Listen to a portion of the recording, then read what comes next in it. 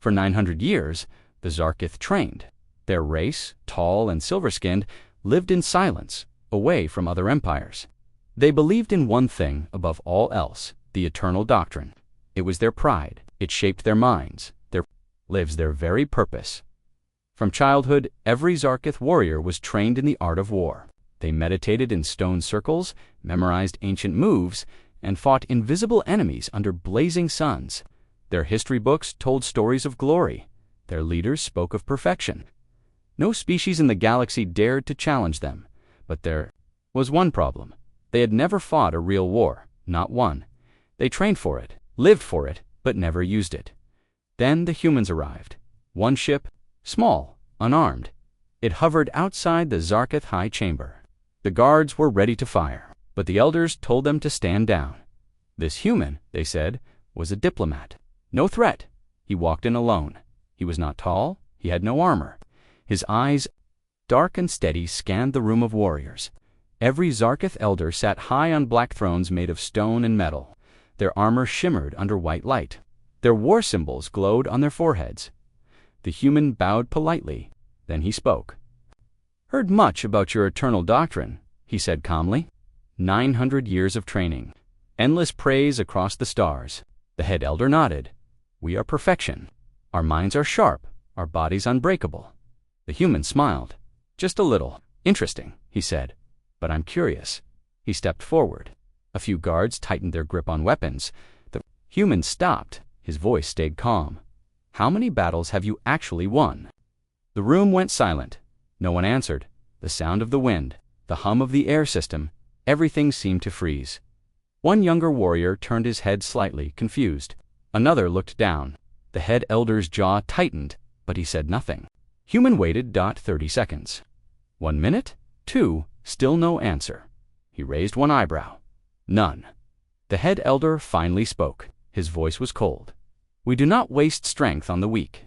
We prepare. We wait for worthy war." The human nodded slowly. 900 years of training, and not one real victory. A quiet storm built inside the chamber, but no one spoke. The human bowed again and turned to leave. Before he stepped out, he paused. "Sometimes, reality is the sharpest blade," he said. "Be careful, it doesn't cut from the inside." He left. That night, silence filled the high chamber. Some warriors whispered. Others asked questions they had never dared to ask before. The next day, something strange happened. The Great Archive, the Zarkoth's private war database, was hacked, not destroyed, just revealed. For the first time in history, young warriors saw the truth.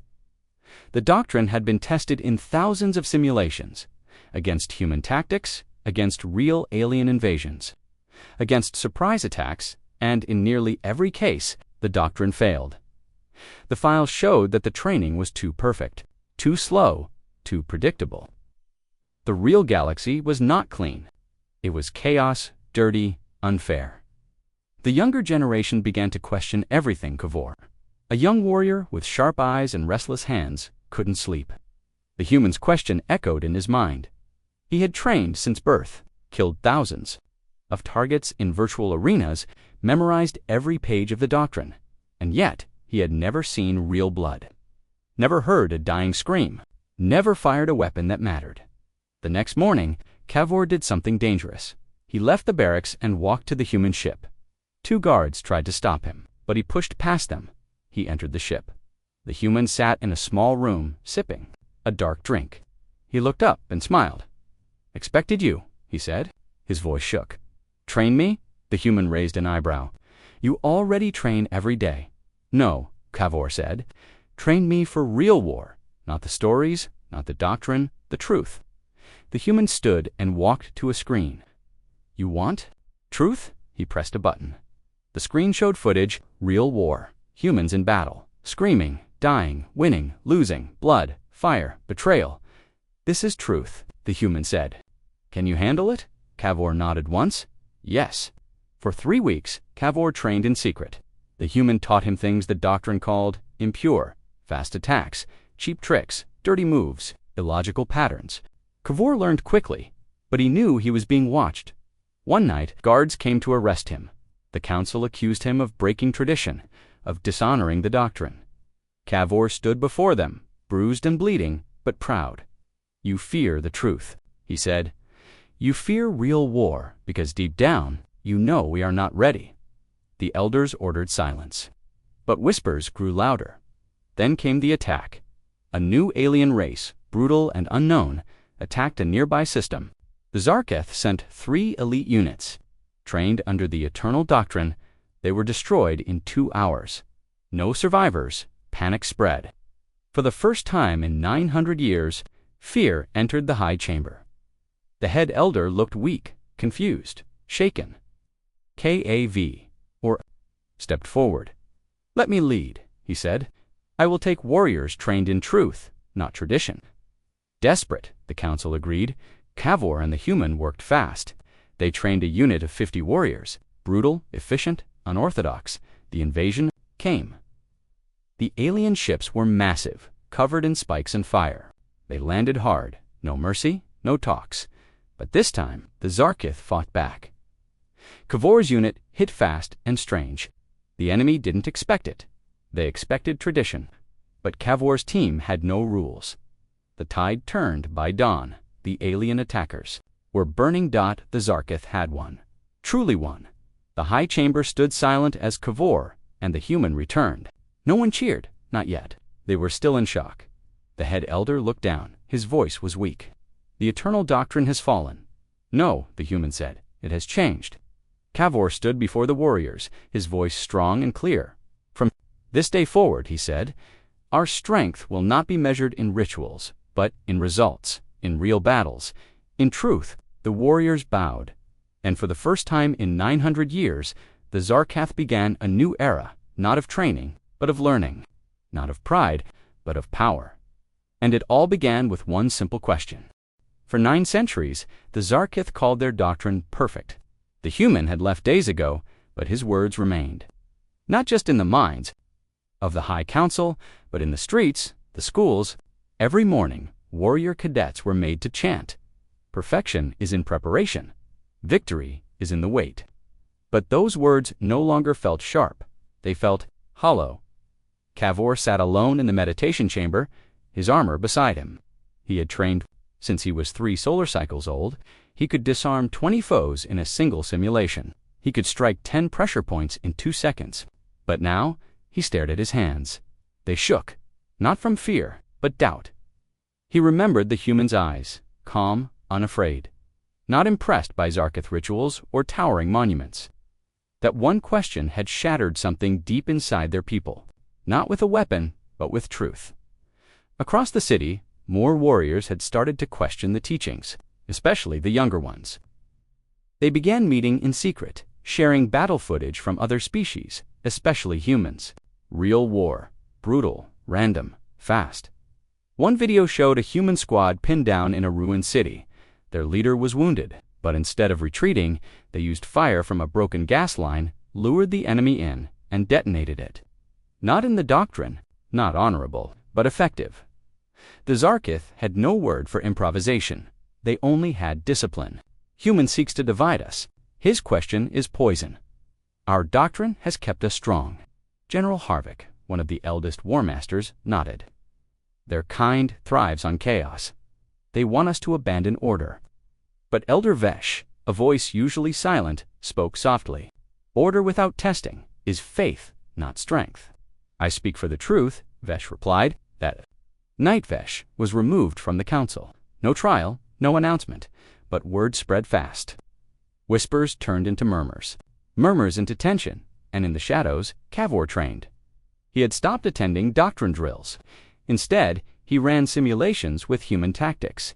And deception, his fellow cadets noticed. Some called him a traitor.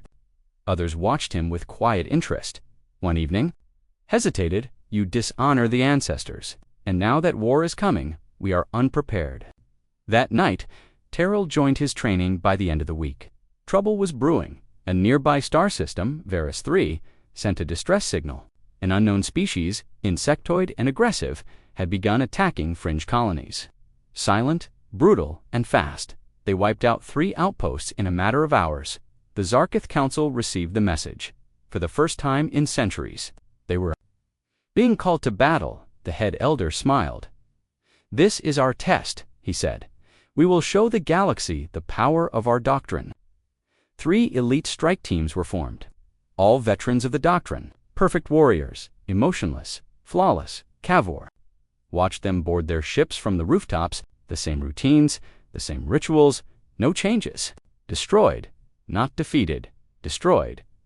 Bodies scattered across black sand, ships torn apart mid-air, no honor, no pattern. They simply killed. Back on Zarkith Prime, the news was buried. Only the Council knew the full truth. They announced that contact had been lost, communications failure, they called it. But the real video leaked. No one knew how. But suddenly, across the city, everyone saw it. Warriors dying, screaming, failing. The enemy moving like shadows, like monsters. The doctrine, their pride, was shattered in front of their eyes. Riots began. Not violent, but loud. Demands for answers. Cries for change. For the first time in history, the Zarkith were afraid. And then the human returned. His ship entered orbit without warning. No fleet, no weapons, just him. He sent one message. "Now, do you see?" Within hours, the human landed. This time, he did not go to the high chamber. He met Cavor in an empty training field. Dirt, wind, silence. They didn't shake hands, they simply began. The human showed him how to move in chaos, how to fight without pattern, how to use fear, sound, shadows. Cavor absorbed it all. Then he taught. The others, by the end of the week, 50 warriors had joined them. The council watched, unsure. They feared open rebellion, but they feared destruction more. So they stayed silent until the invasion came. The same alien force that wiped out Verostri now approached Zarkith space. 5 warships, thousands of insectoid soldiers. No diplomacy. Their best were dead. And that's when Cavor spoke. "We're ready," he said. The council looked at him, this young warrior, unorthodox, rebellious, dangerous, but also their only hope. "You," the head elder growled, "would break every law of our kind." Cavor nodded, "and save every life." He turned to the window. In the distance, streaks of red fire burned across the sky. "They're coming," he said. The elders hesitated, then finally gave him command. Cavor bowed once, then walked out, where 50 warriors waited. Not perfect, not traditional, but ready. Ready for the real war. The sky over Zarkith Prime had never looked so dark. Flames danced on the horizon. Sirens howled from every tower. The planet's surface trembled beneath low sonic booms. Not drills, not exercises. This time, it was real. They were here, 5. Alien warships entered orbit like demons from a forgotten era. Insectoid, spiked, and massive. Their ships resembled black beetles with red glowing underbellies. They didn't broadcast a warning. They didn't demand surrender. They simply opened fire. The first target was a civilian dome on the western continent. A single beam from the enemy ship sliced the structure in half like paper. Over 9,000 Zarkith perished in less than a minute. Cavor stood on the platform of the forward command center, overlooking the rising smoke. Behind him stood 50 warriors, not dressed in ceremonial robes or polished armor, but in practical combat gear, dirty, scratched. Real at his side stood the human. "I thought the doctrine said they'd never make it past the outer sectors."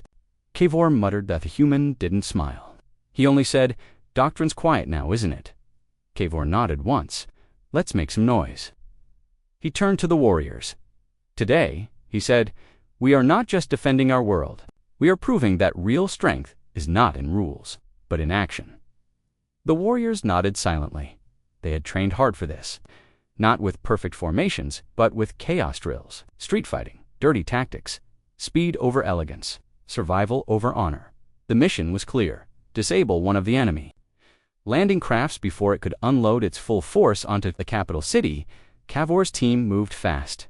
They boarded stealth shuttles and launched into the lower atmosphere, dodging debris and plasma fire.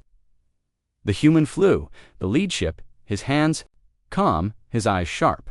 Unlike Zarkith pilots, he didn't follow strict coordinates. He zigzagged, dropped suddenly, used cloud cover, unpredictable, like lightning in a storm. Landing zone ahead, he said over COMMS below, a black enemy. Ship hovered just above the planes, spraying the ground with acid cannons and flame drones. Hundreds of insectoid foot soldiers poured out, clicking and screeching as they spread across the landscape. Cavor saw the death in every direction. But he also saw the opportunity. They expect perfect soldiers. He said, "Let's give them something broken." The shuttles dropped low, and the warriors leaped out mid-air. No formation, no symmetry, just raw movement.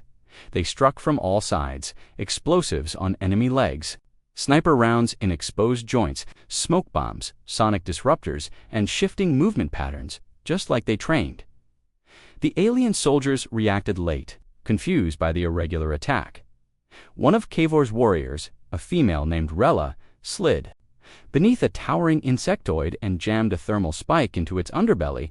It exploded in a rain of acidic goo. Another warrior, Jex, used a fallen drone's weapon against its own kind, turning the enemy's tech against them. Still, the fight was brutal. The enemy adapted fast. Several warriors fell, their armor sizzling. From acid burns, one of the shuttles was hit mid-air and crashed in flames. The screams echoed through the Cavor fought like never before. He wasn't reciting doctrine, he was improvising, ducking, rolling, striking with speed, not grace. He stabbed one insect through the eye, spun and fired a shock bolt into another's open mandibles. Beside him, the human was a storm of movement, moving faster than logic allowed, weaving between attacks, shooting with terrifying precision. Then the enemy ship began to lift. Its engines glowed red. They were retreating, not defeated, but regrouping to strike again. "We have 60 seconds, the human barked. "They'll be out of range." Cavor didn't hesitate. He pointed at the enemy craft. "We're ending it now." He ran forward, leaped onto the back of a dying alien, used its body to jump higher, and threw a grappling spike into the ship's side. It hit metal and locked Dot. He soared through the air, slammed against the hull, and began climbing. 2 warriors followed. The ship started to ascend. Wind tore at his face. Heat burned his hands through his gloves. He reached a side panel. "Explosives," he said into comms. A warrior tossed him a thermal charge. Cavor planted it on the engine vent. The ship jolted inside the alien ship. Panic, clicking commands, screeches. Too late. Cavor dropped just as the explosive went off. A fireball erupted in the air. The ship spun, burning, then crashed into the valley with a thunderous boom. Silence followed. Then, "Cheers!" The Zarkith warriors on the ground looked up, some kneeling, others shouting in triumph. The enemy force broke rank. Without the main ship, the insectoids scattered, fleeing back toward their other transports. For now, they had one. Back at the capital, news of the victory spread like wildfire, not just because they had survived, but because they had done it. Without the doctrine, the council summoned Cavor and the human. They stood in the Hall of Echoes. Once a chamber of lectures, now a hall of shame, the head elder, face pale, voice thin, said, "You broke every law we've held for centuries." Cavor nodded and saved your world. The elder pointed at the human. "You corrupted him." The human stepped forward. "I showed him the truth." "You're the ones who blinded him," another elder interrupted. "The invasion isn't over. That was only the first ship. More are coming." Cavor looked up. "Then we'll be ready." The head elder scowled. "With chaos, no," Cavor said. With reality, he turned and walked away. The council did not stop him. They see OULDN, single quotes, because behind Cavor walked 50 warriors. Scars on their bodies, fire in their eyes, and they no longer bowed to the past. The sky was still black from smoke. Fires burned on the outskirts of Zarkith Prime. Rescue ships flew across the horizon, collecting the wounded and counting the dead. But inside the heart of the city, something else was burning. Doubt the High Council, once seen as divine and unshakable, was now questioned by its own people. Every warrior, every family, every young cadet who watched Cavor's team defeat the enemy without following the eternal doctrine began to wonder, had they been lied to all their lives? In the Hall of Doctrine, the elders gathered behind closed doors. Their pride was cracked. Their voices no longer echoed with power. "The people are losing faith," whispered Elder Harvick. gripping his staff. "They are following Cavor," spat another, and that human shadow, the head elder Varun, sat in silence. His face was pale, his hands shook slightly, but now he had no answers. One elder stood up. "We must arrest Cavor," and the human Varun didn't move. Another voice added, "We call it treason. Declare the battle an unauthorized act." "No," Varun said softly. The others turned to him. "No," he repeated, louder. "We do that, we lose everything." He stood slowly. "They won. That is the truth. And truth is louder than law." But his voice cracked as he said it. Cavor stood on the training fields, watching a new generation of warriors move through. Drills, not the old ones, not synchronized patterns or choreographed sparring, but real movement. Led separate units now, passing on what they learned. Not just tactics, but perspective. How to think, how to adapt, how to survive. The human stood beside Cavor, arms crossed. "You sure they're ready?" he asked. Cavor didn't answer for a moment. Then he said, "They're ready to learn. That's more important than pretending to know everything." The human smiled slightly. "Good answer." Suddenly, alarms echoed across the sky. Red lights flared in every direction. Sirens wailed from the city towers. Cavor snapped to attention. A message appeared in the air, projected across every public screen. New enemy fleet detected. 12 warships entering atmosphere. Estimated impact, 15 minutes. The second wave had come. In the old barracks, council-trained warriors prepared to move out, but they hesitated. Their commanders shouted orders, demanding old formations. But many soldiers refused. They had seen, "Why should we die in lines for your honor when Cavor's team lived by fighting smart?" Another joined, without weapons, but with choices. The council called for Cavor again. He stood before them, calm. Arms behind his back, Varun looked at him, tired eyes searching his face. "You're splitting our people," the elder said. "No," Cavor replied. "I'm giving them something to believe in." "And what is that?" "Truth. Not fear, not fake honor, just truth." Varun leaned forward. "Can you win this war?" Cavor didn't blink. "Not with silence, not with pride, but yes, with what we've become, we can win." There was a long pause. Then Varun turned to the council and said, "Step down." Gasps filled the room. "What?" barked Harvick. Varun looked at the others. "We held power for 900 years.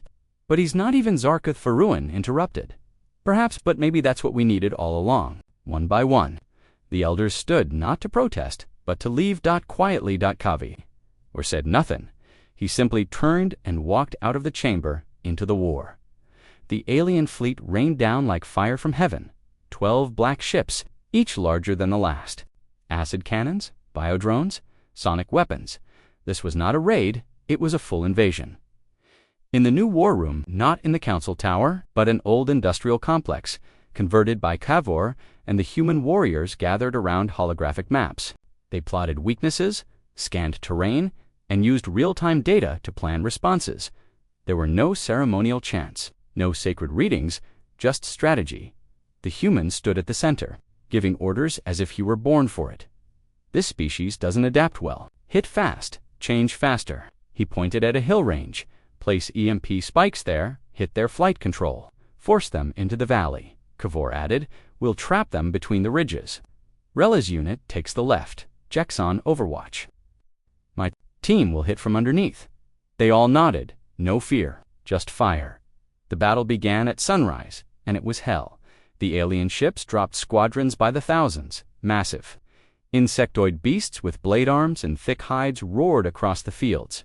Screeching flyers tore through the air. Bombs fell like rain. But the Zarkeths were not who they were before. Cavor's forces fought like storms. They didn't stand in lines. They moved. They split. They used terrain, weather, bait, smoke, chaos. Cavor himself led the charge, diving into enemy lines, slicing with brutal speed. He used enemy weapons when his ran out. He bled, he fell, he rose again. And the human he fought beside him, a machine of instinct, rage, and calculated violence. They were not doctrine, they were war. By nightfall, 5 enemy ships were down. Thousands. Of Zarketh, civilians had been saved thanks to evacuation routes. Planned by Rella scouts, one alien warlord was captured alive, and for the first time in Zarkith history, prisoners were taken not just for honor, but for knowledge. That night, as warriors rested by fires, wounded but alive, Cavor stood above them on a rise. He looked at their faces, bloodied, burned, but proud. Today, he said, you were more than warriors. You were survivors, leaders, fighters. He looked toward the stars. They're still coming, but now we fight with truth, and we don't fight alone. The human stepped up beside him. A few warriors clapped. Then more, then all. A thunderous cry echoed through the fields. Not for doctrine, not for gods, but for change, and the enemy had just begun to realize it. The fires of victory had not yet faded when the true enemy began to evolve. It started small, a change in drone formation. Then, new movement patterns. Then, in the silence of deep space, a message, encrypted. Not meant for Zarketh ears, but they heard it anyway. The human stood in the war room, decoding the transmission with sharp eyes.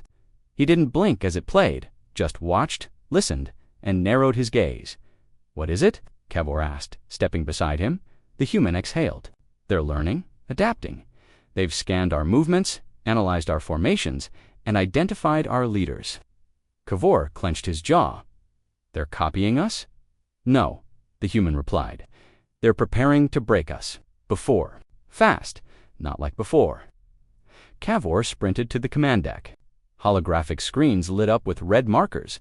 Hundreds of enemy units moving in synchronized waves, not random anymore. Not chaotic, patterned, deliberate, just like the old Zarkith doctrine.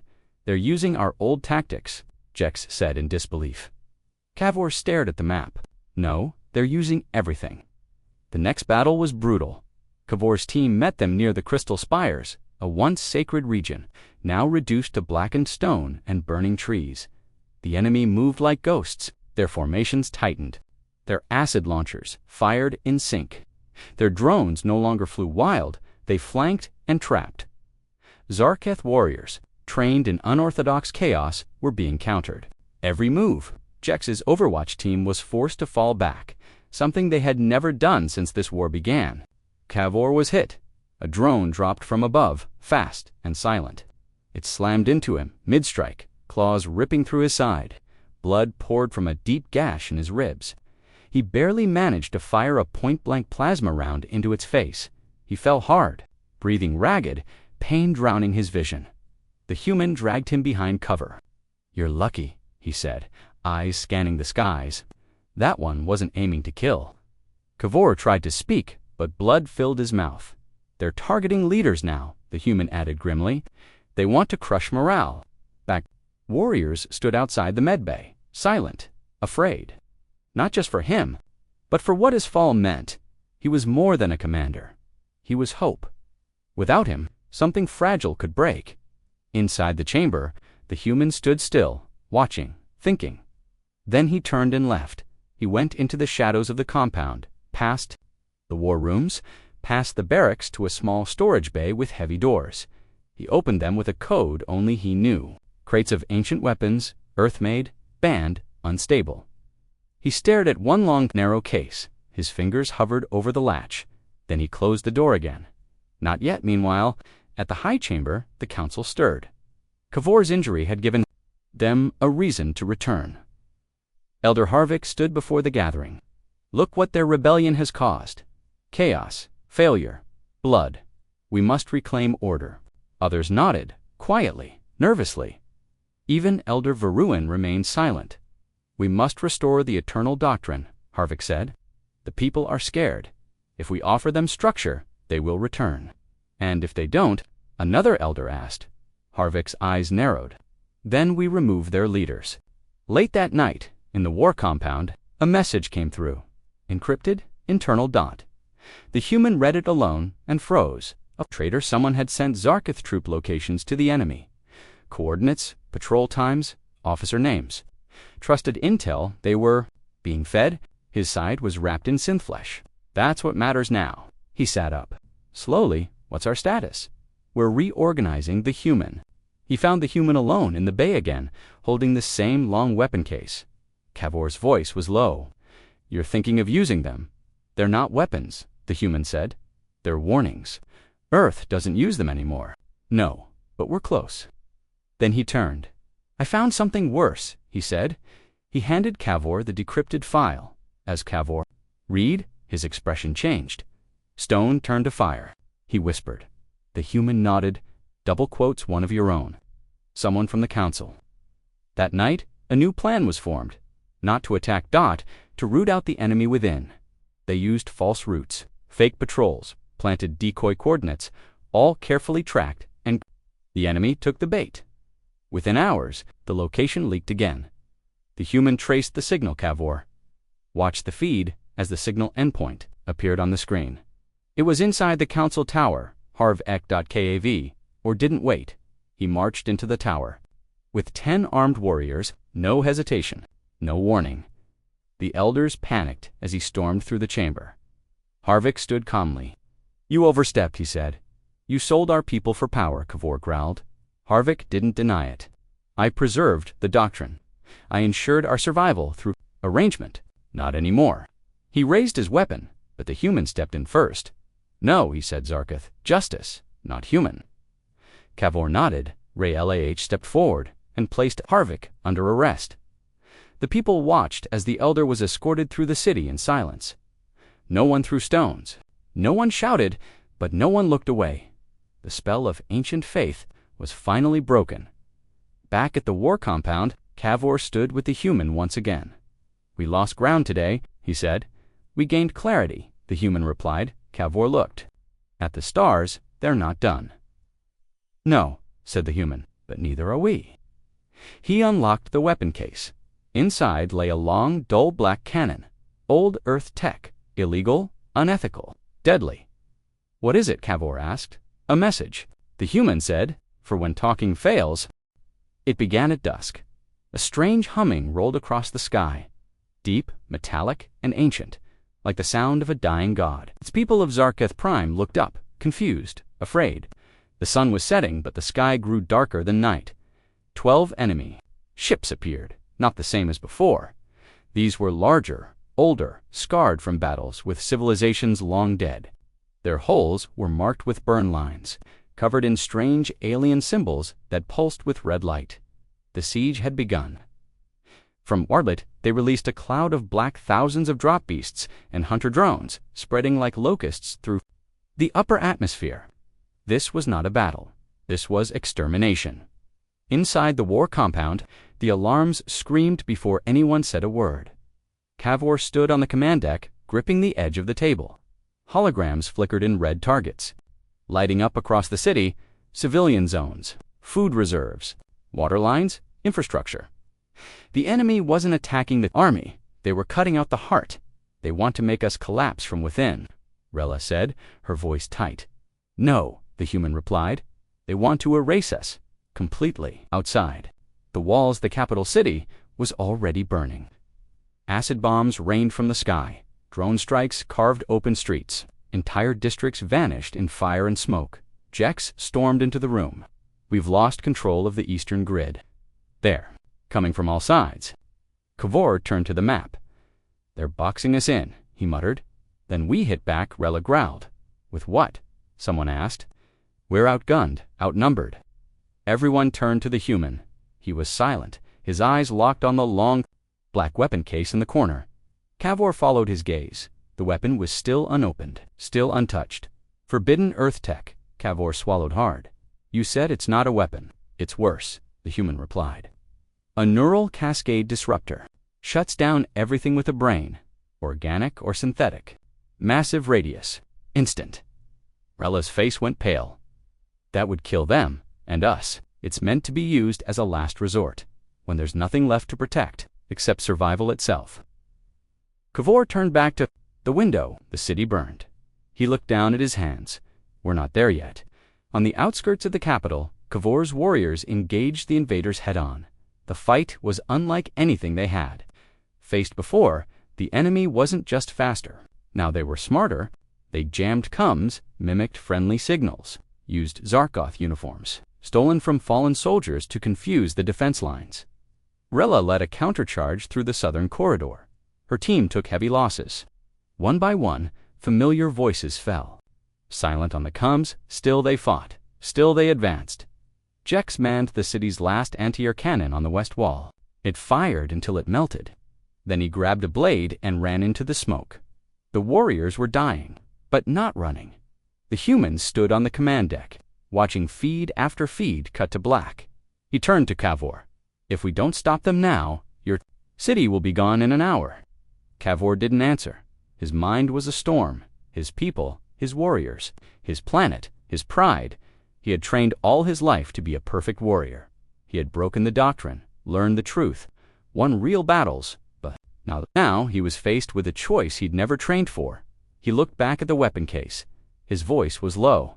"How many will die? If we use it?" The human answered honestly. "Thousands, maybe more." Cavor closed his eyes. "How many if we don't?" The human stared at him. "Everyone." The council tower collapsed at 1922 planetary time. A biobomb struck its core, disintegrating the spire and everything inside. The few elders who had remained behind, holding on to their last shred of control, were gone in seconds. The fall of the tower broke something.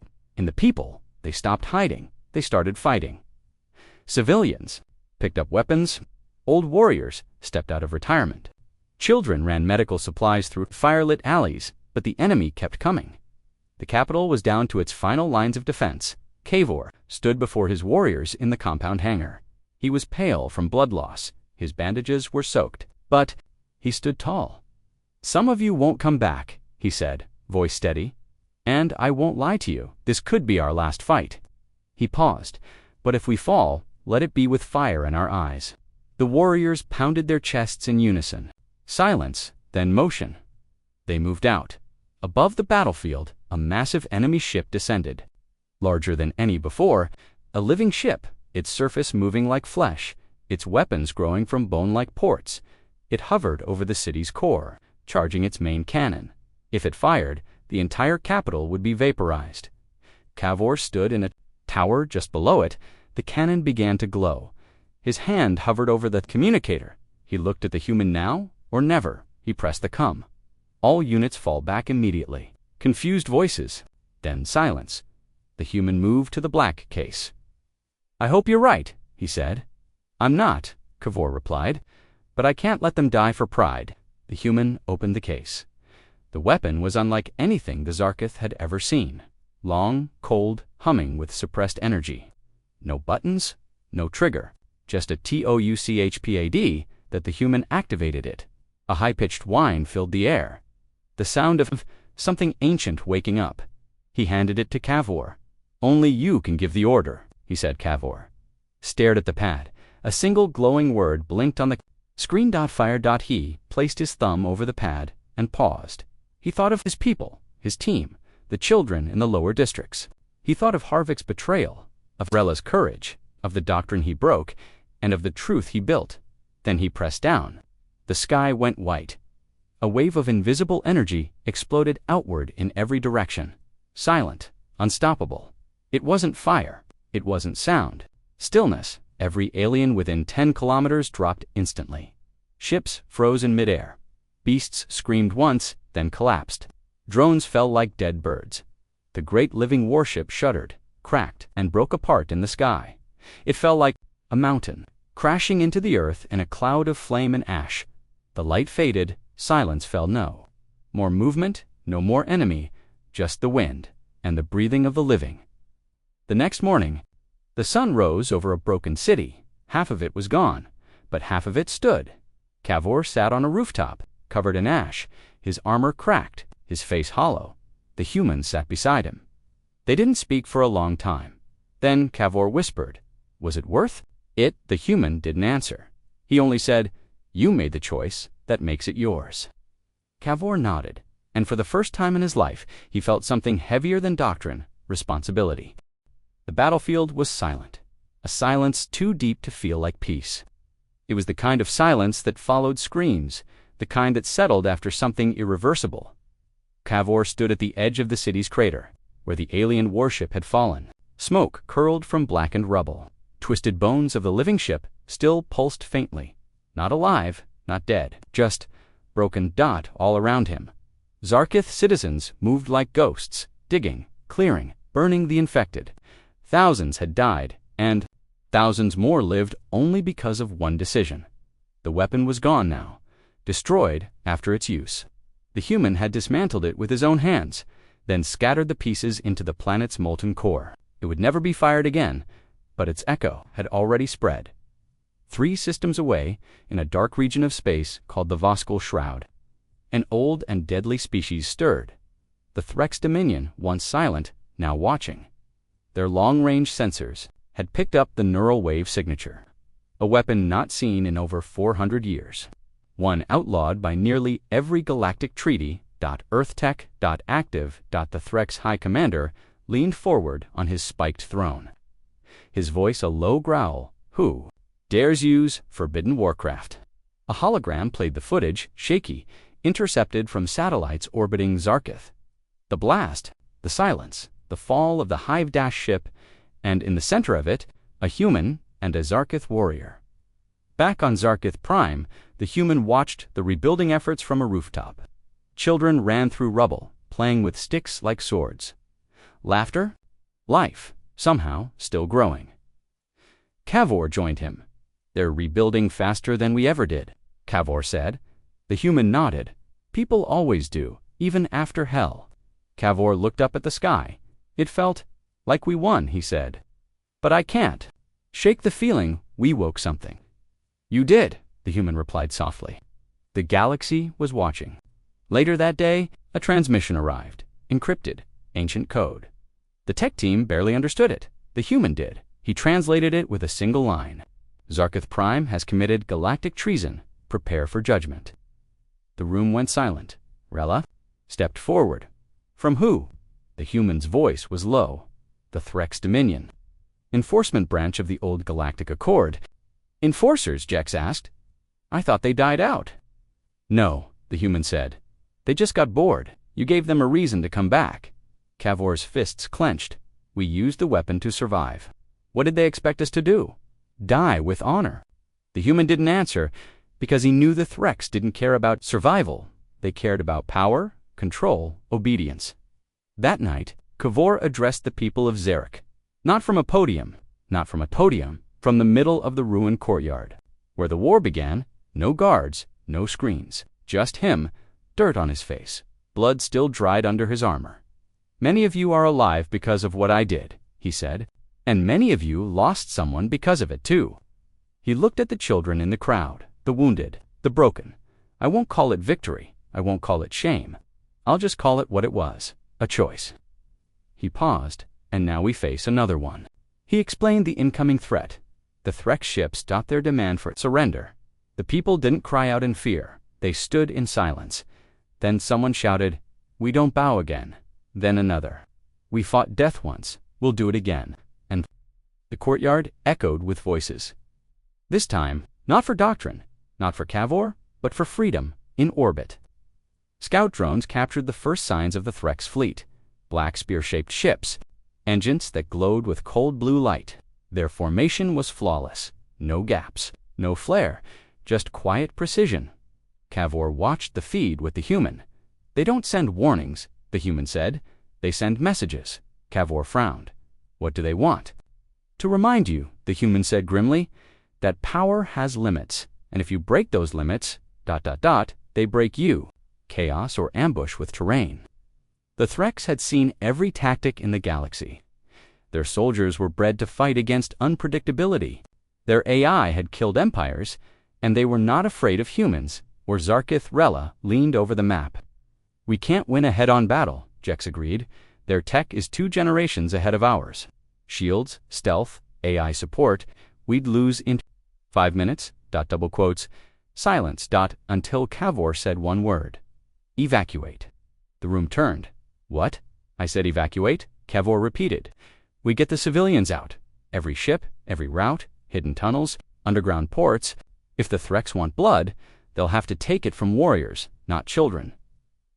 Jex nodded slowly. And the warriors, Cavor looked him in the eye. We hold the line. Evacuation began that same night. It was silent, fast, disciplined. No panic, dust resolve. People boarded shuttles in single file. Elders carried children. Engineers passed out weapons. Farmers helped load crates of food. This time, no one ran alone. As the last ship launched, Cavor stood in the city center, watching the trails of fire disappear into the clouds. He wore his battered armor, his scarred blade on his back. The human stepped beside him. "We have 2 hours," he said. "Maybe less." Cavor nodded. "We make it count." Back in the stars, the Threx flagship moved into attack position. Their admiral, a being of glassy armor and sharp limbs, stood in silence as his AI calculated strike vectors. "Target every remaining power source," he ordered. "Turned the city to dust." And the human, the admiral's eyes glowed red. "Leave him for last." On the ground, Cavor gathered the last of his fighters. Only 200 remained. Tired, bleeding, but unbroken. "We are not the warriors of the past," Cavor said. "We don't wear gold. We don't chant doctrine. We bleed. We learn. We adapt." He raised his blade, and today we make them remember why Zarketh still stands. In the sky above, the first Threx plasma burst descended like a falling star. The war for Zarkoth's future had begun again. Only this time, it wasn't just for survival, it was for freedom from fear. The Threx did not knock Dot, they came like judgment. Plasma beams rained from above. The sky turned red. Their spear-shaped ships sliced the clouds open. Precision strikes hit waterlines, power hubs, communication towers, everything needed to resist it, but Zarketh did not fall. Not yet. Cavor stood in the ruins of the southern gate, his blade raised, armor smoking, breath ragged. Around him, warriors fought with fire in their hearts. They were few, but they were Zarketh reborn. Rella darted across rubble, taking down a Threx drone with a triple-shot pulse cannon. Jek's face, covered in ash, leaped from a broken wall to drop a grenade into a cluster of enemy mechs. Mattered above the battlefield, the Threx flagship hovered like a blade waiting to fall. Inside, Admiral Kravnak stood calm, arms folded behind his back. "Report." A Threx AI voice responded. "Zarketh resistance stronger than predicted. Their human uses irregular tactics. Losses exceed simulation expectations." The Admiral frowned. "Unacceptable." He raised his clawed hand, deployed the mindbreakers. On the ground, everything changed. The air turned cold. Then came the scream. Dot, not from mouths, from inside the mind. Dozens of Zarketh warriors dropped their weapons, clutching their heads. Some began sobbing. Others screamed in languages they hadn't spoken in years. Cavor staggered back, eyes wide. He heard voices, not his own, his mother, his old commander, his enemies, the doctrine he rejected. It was inside him, a psychic weapon. Broadcast directly into the brain, Zarketh had never seen anything like it. But the human had. He was ready. From a shelter below the west bunker, the human opened a case no one knew existed. Inside, a silver headset with 3 blinking lights. "Experimental," he muttered, but no other choice. Rella stumbled in, her eyes wide, bleeding from the ears. "Cavor's down," she shouted. "Jek's too. They're hitting our minds." The human stood. I know he placed the headset on for a moment. Nothing. Then his eyes turned white. Kavr gasped as the noise in his head vanished. He looked around the screaming, stopped. Across the battlefield, fallen Zarketh warriors began rising. Again, confused, shaken, but free. Jex muttered "Kav," or stood up. "Silence," he whispered. The human cut the signal. In the sky, the Threx flagship shuddered. "Intrusion detected," the AI said. "Where?" Admiral Kravnox growled. "Everywhere. One by one, their ships lost visual targeting. Then internal lights flickered. Impossible." The Admiral hissed. But at WASN, single quotes, the human was inside their network. Not just jamming it, rewriting it back on the ground. Cavor received a message, voice only, distorted. "You've got 20 minutes before they reboot. That's all I can give." Cavor gripped his blade. "That's all we need." He rallied the last fighters. Only 80 remained. They moved fast through back alleys, sewers, forgotten roads. While the Threx systems blinked and stalled, the Zarketh moved like ghosts. Rella planted explosives on the eastern Walker dash pods. Jex hacked into an abandoned drone, and rode it straight into a command vehicle. Chaos returned to the battlefield, but this time, Zarkith controlled it. The flagship loomed above the central tower. Cavor stared up at it. "That's the heart," he said. He turned to Rella and Jex. "I'm going in." They both stepped forward. "With you," Rella said, "until the end," Jex added. Inside the Threx flagship, everything was metal and light. Cold corridors, strange blue mist, humming energy. The human's voice guided them through. "Left, now right. Next corridor, guards incoming. You've got 10 seconds." They moved like fire, blade, plasma, fist, no hesitation, until they reached the core chamber. A huge sphere hovered in the center, pulsing with energy. Inside it stood Admiral Kravnox 10 feet tall. Armor fused to his skin, eyes glowing red. "You should not exist," he growled at Cavor. "You are chaos in a universe of order." Cavor raised his blade. "I am truth in a world of lies." The battle was brutal. Kravnox moved like lightning. His armor deflected plasma rounds. His claws tore into the walls.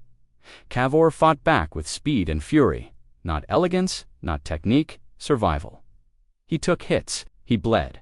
But he kept fighting. Rella fired at the energy sphere, trying to overload it. Sparks flew. Jex took a hit to the chest, but crawled forward, pulling a charge from his belt. "You said 20 minutes, Cavor shouted into his comm. "I lied," came the human's voice. "You've got 30 seconds. Cavor made a choice. He charged Kravnox head-on. The alien raised his arm to strike, but to slow. Cavor slid under him, grabbed a damaged energy cable, and stabbed it straight into the core. Electricity exploded outward. The room lit up white. On the surface, every Threx drone froze. Ships wobbled mid-air. The flagship cracked and fell. Outside the wreckage, the Zarkith survivors gathered smoke, fire, silence. Then Cavor emerged. His armor burned, his blade shattered. But alive behind him, Rella helped a wounded Jex walk out, and behind all of them, the human half-dash conscious, bleeding from the nose, headset fried. He looked at Cavor. "Is it over?" he asked. Cavor nodded. For now. That night, the stars were quiet. The Threx fleet retreated. Zarkith Prime stood broken, bloodied, but free. And from that freedom, something new began. Not doctrine, not rebellion, a future. The war was over. The Threx dominion had fallen back. Their fleet vanished into deep space, leaving only silence behind. For the first time in weeks, no ships hovered over Zarkath Prime. No sirens echoed through the streets.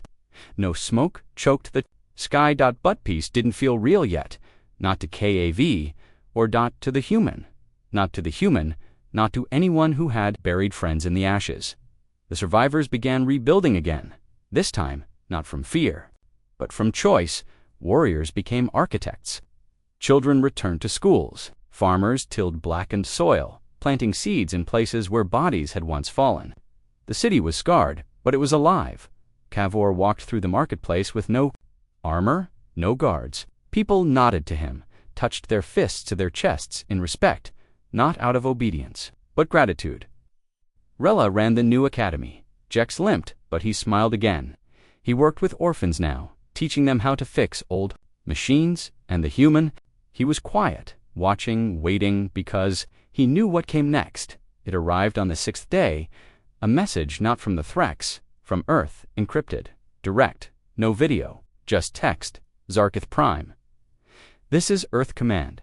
We monitored the use of the prohibited neural weapon. You have gained the attention of the Accord. We request immediate contact. Stand by for arrival. Commandant Serena Resurth, Alliance ***. Cavor read it twice, then looked at the human. "You knew this was coming," he said. The human nodded. "They watch everything, especially when someone breaks the rules." Cavor frowned. "We didn't break them. We survived." "That's not how Earth sees it," the human replied. "Not always." 3 days later, the Earth ship arrived, sleek, gray, clean, nothing like the raw, brutal Threx crafts. It hovered calmly above the rebuilt Council Square, casting a long shadow but no threat. The ramp lowered. Out stepped Commandant Serena Reese, tall, sharp, wrapped in a black coat with silver stripes. A dozen soldiers followed, faces blank. Cavor met her alone. The human stood off to the side. Silent. "Commander Cavor," she said. "You've made history." "I didn't ask to," Cavor replied. She gave a thin smile. "Few heroes do." Then, her tone changed. "You used restricted technology. You violated the Accord. I saved my people. You endangered galactic balance." Cavor stepped closer. "We were invaded, betrayed, hunted. We did what we had to." Reese paused, then asked a question that cut deeper than any weapon. "Now that you have power, what will you do with it?" The council gathered for the first time. Cavor sat at the head, not as a ruler, but as the voice of the people. Commandant Reese made her offer. "Earth will protect Zarketh, help rebuild, give you access to trade, to fleets, to the Alliance." "What's the cost?" Rella asked. "Integration," Reese answered. "Your military becomes part of Earth Command. Your laws become subject to Accord approval. Your weapons are no longer yours to use without permission." Jex scowled. "So we win freedom, just to give it back?" Cavor said nothing. Reese turned to him. "It's not surrender, it's unity. The galaxy is too dangerous to face alone." The human finally spoke. "They don't want Zarketh to rise," he said. "They want to contain it." Reese's eyes narrowed. "You're out of line." He didn't blink. "And you're too late." That night, Cavor stood on the rooftop where it all began. He stared at the stars. The wounds on his body had started to heal. The wounds inside hadn't. The human joined him. "You could say yes," the human said. "They'll give you everything. Power, peace. I don't want peace that comes with a leash." The human looked at him. "Then what do you want?" Cavor's voice was steady. "A future that's ours." The next morning, Cavor stood before the Earth delegation. People crowded the square. Some curious, some nervous. All silent. Commandant. Reese waited. Cavor raised his voice so all could hear. "Zarketh thanks Earth. We respect the Alliance, but we are not joining." Murmurs rippled. "We will trade. We will speak. We will stand with those who stand with us. But we will not kneel." Reese's jaw tightened. "That is not wise," maybe Cavor said, "but it is free." He stepped forward, "And if the galaxy doesn't like it, they can come and see what we've become." Earth left without a shot fired, without a word. But the message was clear. Zarketh was no longer forgotten, and now it would never be controlled. Weeks passed, the stars grew quiet again, but Cavor didn't rest. He led without armor, without ceremony, a warrior in peace, preparing for the next storm because he knew one would come. The galaxy was not done, but neither was Zarketh, and neither was humanity. Final scene. Cavor and the human stood in the hangar of a new ship, not Earth-made, not Zarketh-born, something new, built from both. Symbols from both flags painted side by side. Rella stepped on board, smiling. "Where to first?" The human looked at Kav. He answered, "Where someone else is still fighting to survive, where the doctrine still blinds the brave, where freedom hasn't reached yet." The ship's engines roared and rose into the stars, not as invaders, not as survivors, but as something the galaxy had never seen before. A united force, born in fire, guided by truth, and ready to change everything. The end.